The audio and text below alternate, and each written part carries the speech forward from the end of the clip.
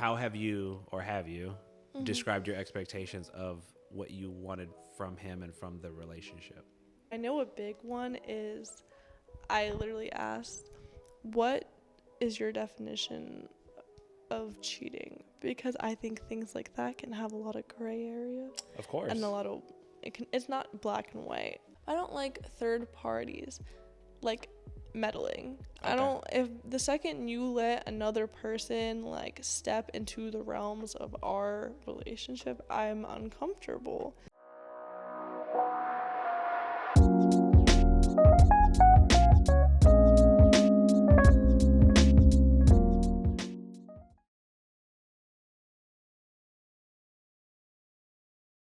Your generation of men, I think, is even more challenged in that way because, again, they have the abundance of the technology. So it kind of takes away a lot of the sting of actually having to cold approach somebody. That's how I would describe it.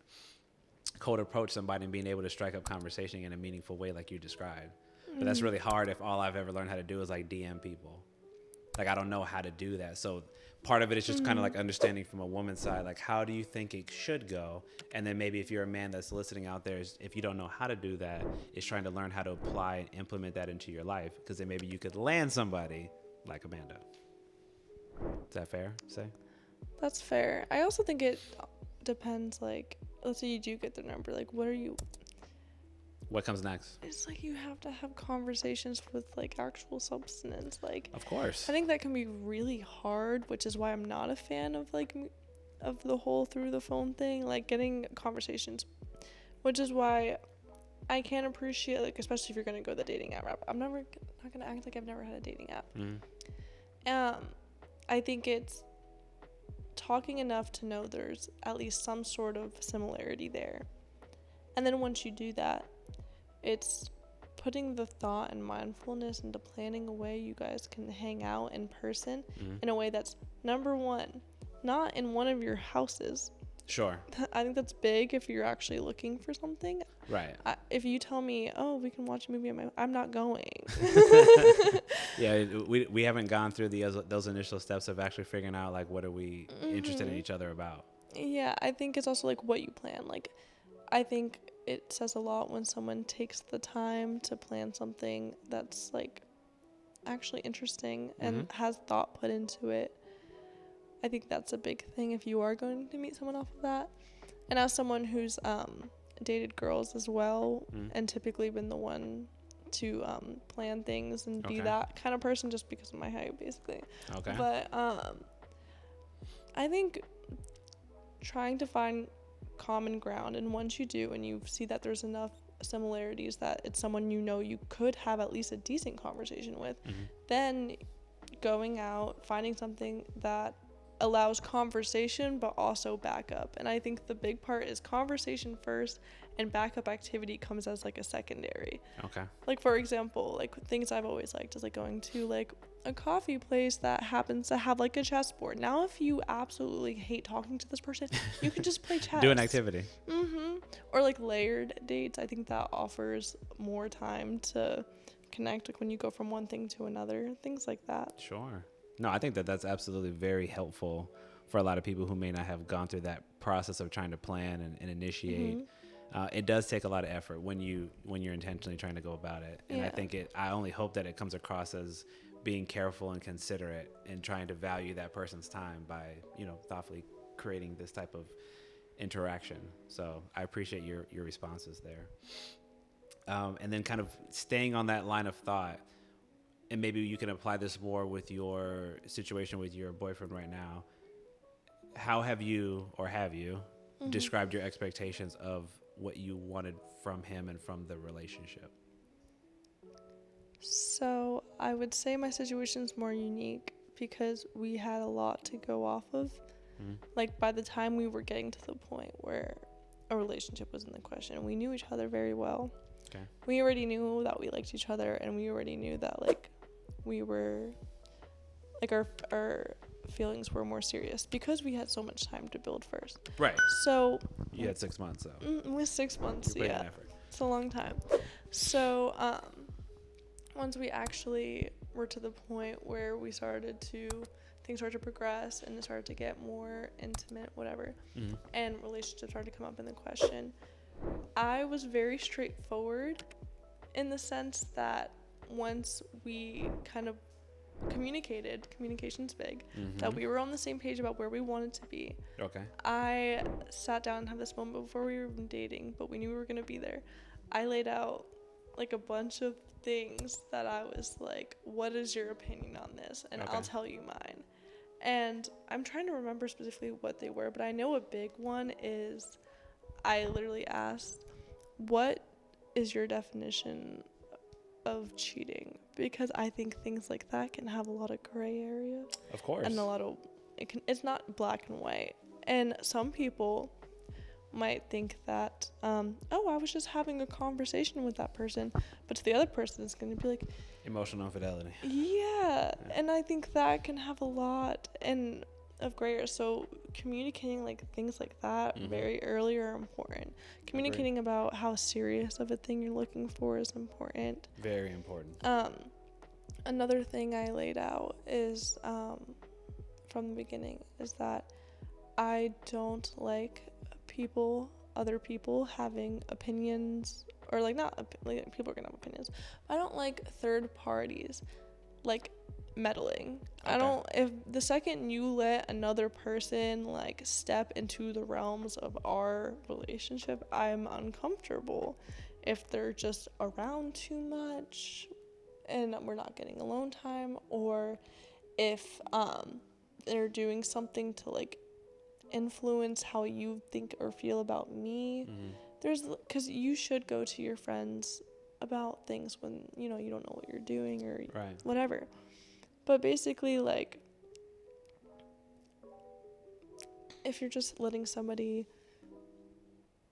like direct you or talk down on your partner or things like that. There's just like a lot of little things that I said, okay, is there anything else you want to talk about?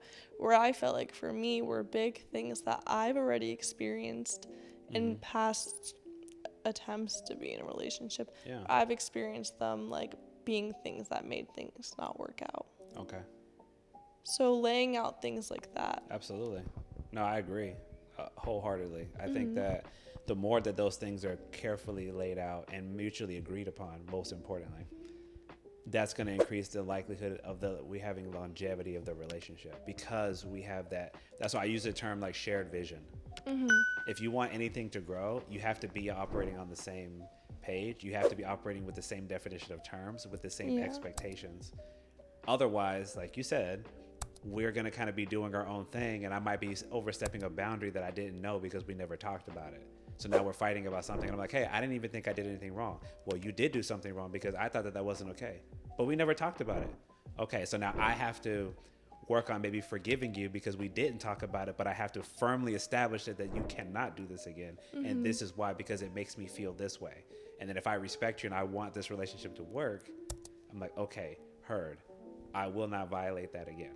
And we have to do that ideally before, but we have to do that for all the things that we believe are really important to us. And then if we can do that as effectively as possible, again, we're just basically increasing the likelihood that any of those big picture things that might demolish the relationship, we're probably not going to run into, because we were very thoughtful about establishing it right off the bat. I agree. Communication is just very, very, very, very big. Another thing I talked about, which I recommend that more people take this in mind to see if this is something that would help them out.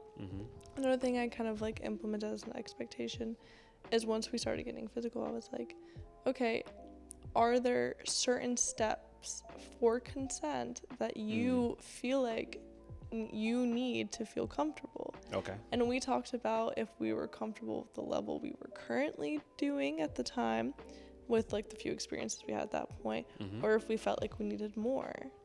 And I think that's big, because you need to be mindful of like who you're with in that sense. Absolutely. And I also think that even just like small things, like because small things turn into big things. Yes, they do. So when me and my boyfriend started hanging out consistently, he started being like late to like things. Because he just wasn't used to operating on a schedule. And I'm super, like, I'm not a very go with the flow person. I like to know how my day is going to look before I go there. A little more planned out. Yes. So I literally said, I think like the third time he was late to something, I said, I'm gonna get sick of this, just so you know. Like, it's cool now. I'm not mad at you, but this is gonna get old if this continues. Which is code for it really bothers me and I need you to stop. I mean, at the time, it really was like I was communicating it before I was actually mad about it, because at the time I was just like, you know, I was in like the puppy dog phase, so I didn't really care too much. I'm overlooking some things. That's what we do. I know. But in that but I knew like that down the line that would drive me crazy. So I told him before it turned into an actual problem, and I was actually mad because that's never good. I agree. That's the whole point of, like you said, communication and just being very clear on what we need and what we want. Of course, the needs to be more important than the wants, but we need to be clear about what those things are if you want somebody to be able to actually match and meet those expectations. But what I see, especially with like the therapy work that I do, is a lot of people don't express those things. Even people who have been married for years, there's things that they never got around to really articulating or breaking down, and then they just keep getting frustrated that they don't happen. I'm like, you got to understand, like, nobody's going to read your mind. If you want these things, you need to make it known, particularly women to men, because men are very direct in that way. We don't necessarily do well with you trying to kind of ambiguously point to something. We need you to very much grab our attention and say, hey, I like it when you do this. This makes me feel good when you do that. Like, especially if you're referring to a previous example that like made you feel good, like you're positively affirming them. That works well for us, as opposed to talking around something and then being upset that it's not happening. Because the guy, in many cases, is going to kind of look at you like, well, then why didn't you just tell me? Yeah. You know? I think in regards to that, another thing is, I agree with that, but you have to challenge yourself sometimes, in a sense where when we first started dating, like, I was really bad at communicating. I wasn't used to anyone wanting to hear when I had a problem. I was used to just keeping it to myself, or like avoiding the person for a while. And then until I got over it, and then just going back, because that's normally what I would do with like most other situations, because I would be like, I don't want to hear about every little grievance I have, you know? But I had to kind of force myself even when it wasn't comfortable. And like, luckily for me, he was like a very blunt person, in the sense where he could tell when I was like upset about something. He was like, just tell me. Like he would just like be very stern and be like, let's just talk about it. That's it. But I think a big issue with communication between men and women is that men are very solution oriented, and girls want to talk about like talk through it. Yeah. Like, they want to talk through it, whereas like men will be like, for example, like I said something to my boyfriend one time where I was like, I'm not a fan of when you go I'm not a fan of these people, like how these people at this place treat me. I'll never go there again. He's like, no, I didn't say that. He said that. He's like, I'll never go there again. Okay, you're not a fan of the people who happen to be at this place, like, and how they treat you. I'm just never going to go there ever again. Right, remove them from your life. Yeah, no, that's how he sees it, because he's like a very solution-oriented person. But for me, and I'm like, I'm not saying that. Maybe just like, you know, set a boundary with that person, so that way I don't have to feel like that. But for men, I feel like but then what it comes to like, you kind of like, if that's the solution you're offering me, well, that's like an impossible solution, because it's just crazy. It's just unnecessary. Well, but then it might not be, you might not be able to replicate it in every situation. Exactly. That's why. And I think the thing is, like, when you do kind of pull back from that because it was so unnecessary and crazy, well, that's the solution you offered me. So now the situation we had 6 months ago, it's not actually fixed anymore. Oh, no, correct. Yeah. No, I agree. I think for a lot of men, we listen to try to hear the problem because we think that we need to inherently deal with it. And I get that, where a lot of that comes from, because, you know, we're big on troubleshooting. That's just kind of like hardwired in us, most of us. But I do agree. I think sometimes part of it is like, guys just need to learn that women just like to share things. They don't always have the expectation, which, again, communication. This is helpful if your woman tells you this. there's not always an expectation that I need you to do something about it. Yeah. I actually, like, might sound like a wild thought here, but roll with me. I might sit you down and say, hey, sweetheart, I had a really rough day and I really just need you to hear me right now. Right? Why did I say that? Because I'm trying to set the tone. So when you sit down here, you can purge from your mind any need or thought that you need to fix something. Because I gave you the impression right now, you just need to sit here and be present with me, and I would very much appreciate that. I think what a lot of girls want to is just mindfulness.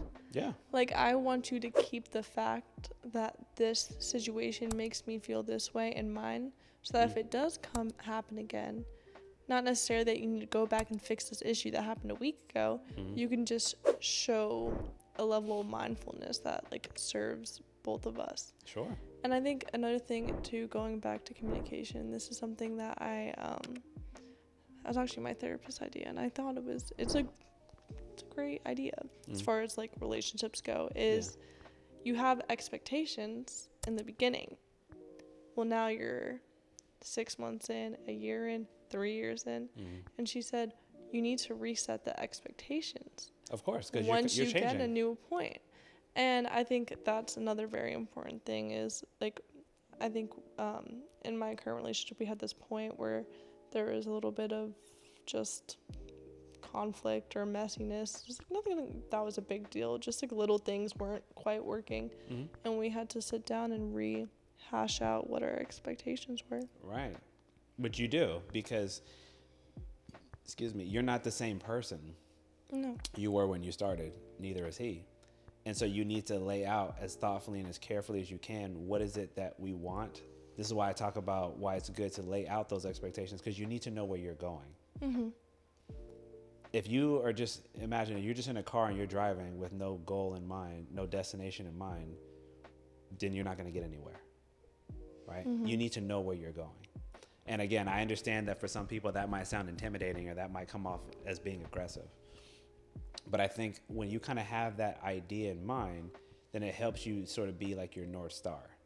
So when you start to deviate, you understand, oh, no, we need to come back here. Why? Because we said that this is where we're trying to go, and I see we're starting to drift. If there is no thought in mind, there is no such thing as a drift then. Because I don't know the difference between where we are and where we were. But when I have that idea in mind, because we've mutually discussed and agreed that this is what we both are looking for, when we start to fall off the beaten path, we're like, hey, we should start having some conversations, because I don't think that's helping us get to where we're trying to go. Do you get what I'm saying? Yeah. With that? So I think that's important, why we need to lay those things out very clearly. And yes, you absolutely need to revisit them. I would tell like my couples, you should be having a sit down once a week to just talk, to just go over stuff, not with any expectation of it has to be a point of conflict. You're just trying to have open dialogue so that you feel comfortable with being able to do it, because talking doesn't have to inherently create fear or panic or anxiety. You're just trying to share with that person. Sometimes it can be uplifting. Sometimes you might feel a little downtrodden. Sometimes you might need to do something about it. Sometimes you may not. But the point I would say is, going back to communication, if we can thoughtfully lay out, particularly for the guys, when you have a discussion that you want to have and you actually set the tone before you have it, it's going to be more productive. It's going to be easier. If you just say it and you want him to remember and try to figure it out, there's going to be times he's going to forget, just because we don't always think about those type of discussions in that way. Some of us, it is absolutely foreign to us to have those discussions because nobody's ever sat us down and did it before. So it's way better for pretty much everybody, even those that are well adjusted, if you at least articulate what these discussions are about or what your concerns are, whatever they may be, before it becomes an issue. Those will be more productive conversations. That's what I ultimately want people to do. So that way we don't find ourselves bickering over small stuff, like you said earlier, that later turns into big stuff. Yeah, I agree. I also think a big thing is that as like time progresses, not only do the expectation things, but your wants and your needs change. Yes. So maybe when we first met, what I wanted and needed from you was X, Y, and Z.